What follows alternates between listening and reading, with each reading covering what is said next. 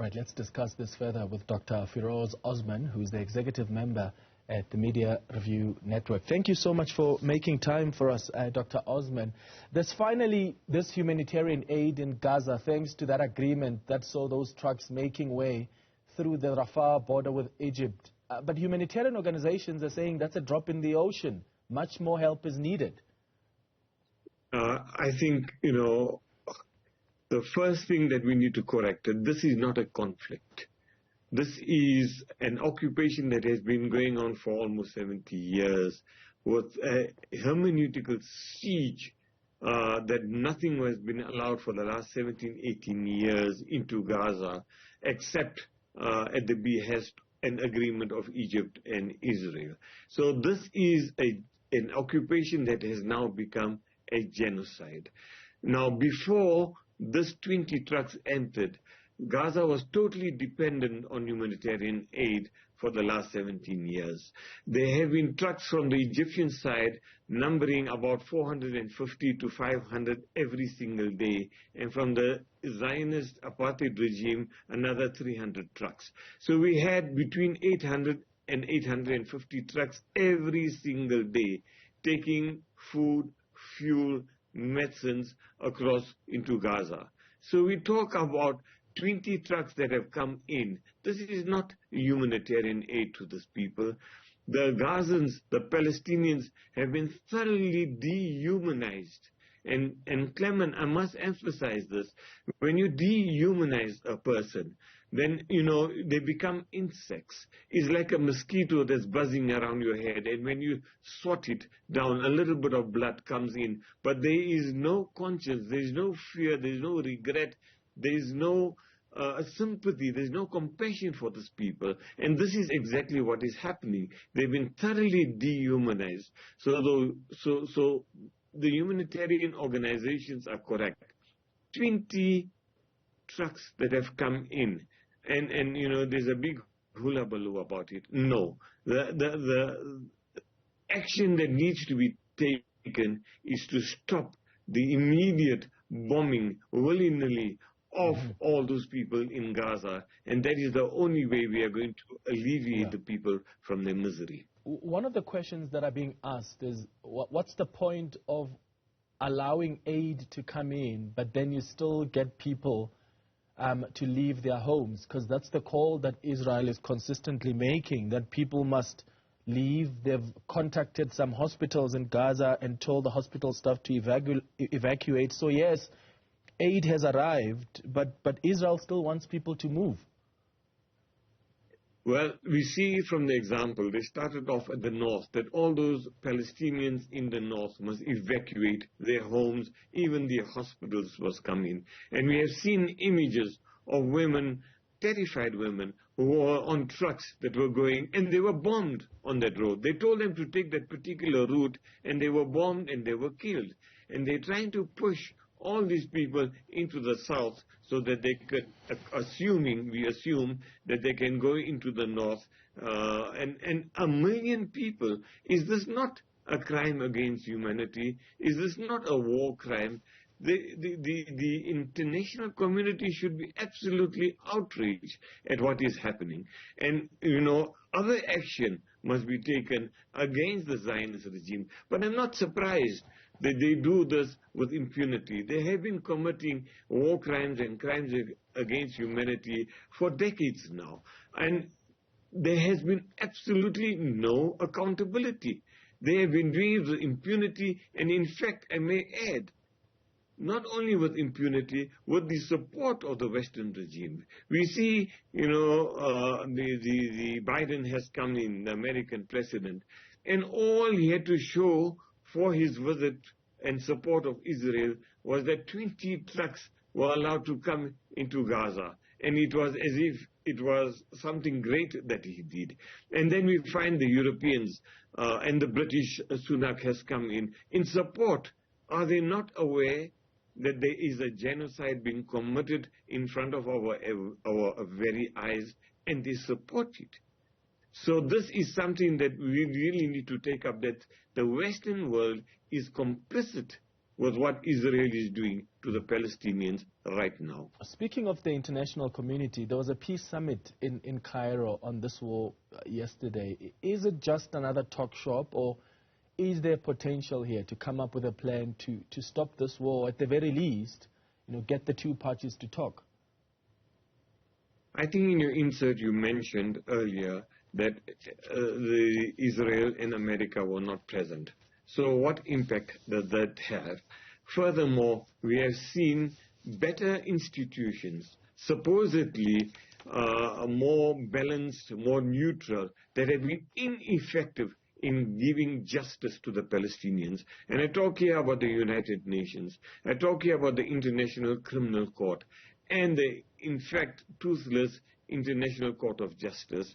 They have been condemning Israel. A number of United Nations Security Council resolutions have been taken to Israel and against Israel, and it's been just ignored without any accountability. So this peace summit, I must compliment our own President Cyril Ramaphosa. He said something that the other Arab regimes and the Europeans who were present there were afraid to say, that this is an apartheid, racist, settler, colonial entity. And that action must be taken because we went through the same thing. So our empathy lies, it should lie, with the Palestinians. But whether the summit will produce any action against the Israelis, I don't know. Certainly there must be more stronger action taken, and I hope that South Africa will lead into this, lead them to shut down the embassy. How do we justify having the Israeli ambassador in our country? It defies logic, because it is the same thing that we were articulating when we were abroad, that no relations with the South African apartheid regime must be taken, and I think we should do the same in principle, to remove the ambassador forthwith. What do you think it will take to get Israel to abandon the ground invasion that it's been preparing for, and perhaps even ease on the attacks, given the death toll now in the humanitarian crisis in Gaza? I mean, is the intention to flatten Gaza completely? Will Israel stop when the leader of Hamas is dead? What's the ultimate plan in your view? One cannot separate Hamas from its people. This is not a war against Hamas, as they would like it to see. This is a war against the Palestinian people. They have been carrying out what Ilan Pape calls an incremental genocide for decades against the people of Palestine. And like I mentioned earlier, they've been doing it with impunity. So the international community needs to get together and sanction Israel for what it is doing there. But the difficulty lies in that they're supportive of what has happened. They need Israel to carry out their dirty work, and those puppet Arab regimes around them, in cahoots with the Palestinian Authority, I must say, that, are worried about their own thrones.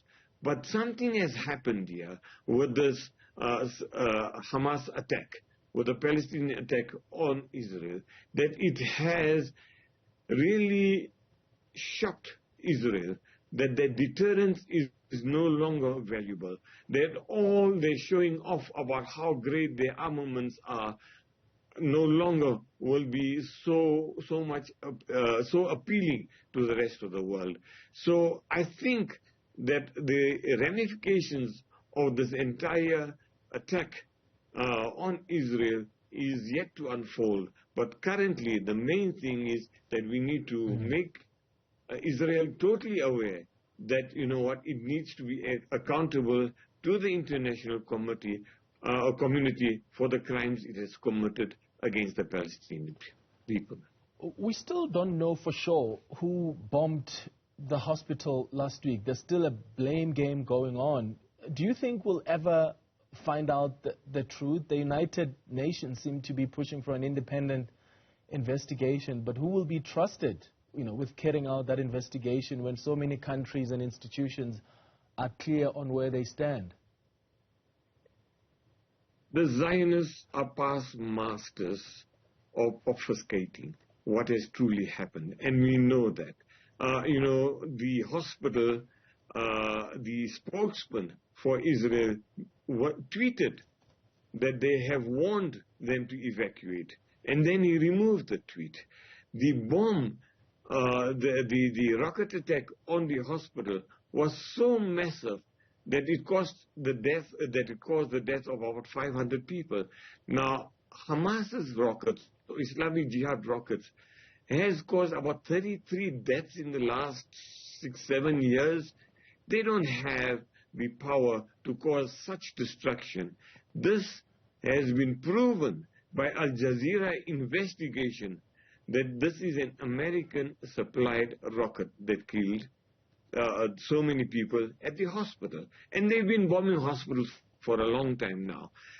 We know that the murder of Shireen Akhle, the Al Jazeera journalist, they lied. They said it was Palestinians first, then they will investigate what is going on, then they will say, that it wasn't their fire, and eventually, when the entire hullabaloo dies down, they will admit. But then there is no accountability.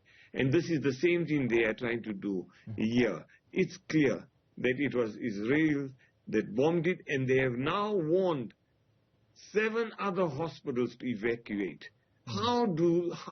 What arrogance, what chutzpah do they do this? That they are actually committing war crimes and crimes against humanity, and then saying that they are not responsible and, the international community must investigate. They are guilty, and let us face it and take action against their impunity.